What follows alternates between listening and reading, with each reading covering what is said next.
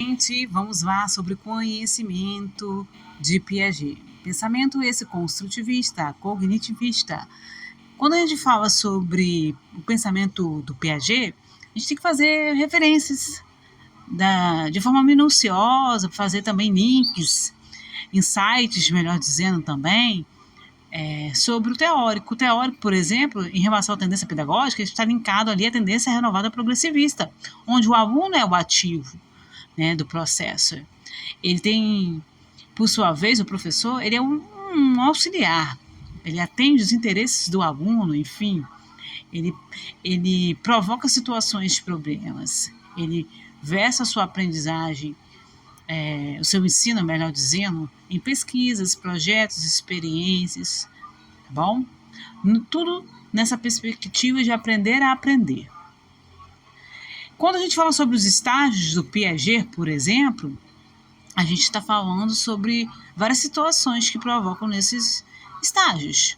E o pré-operatório, por exemplo, versa ao estágio do egocentrismo. Então, a gente ouve bastante falar sobre egocentrismo. O que seria, né, Gisele?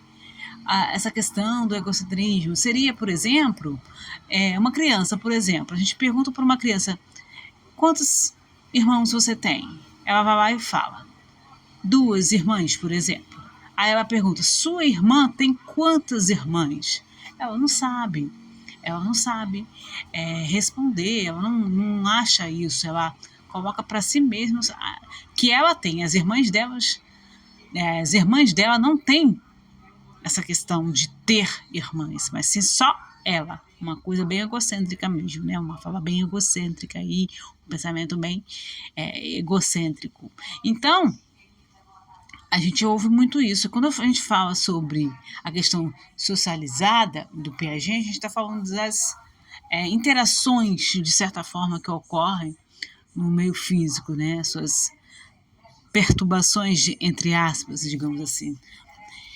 E a gente, diante disso, já pode trazer a resposta dessa questão, e que é a letra B. Né? Lembrando que as outras alternativas vocês vão perceber que são palavras sinônimas, enfim, mas a resposta certa dessa questão é a letra B. Bons estudos e até a próxima!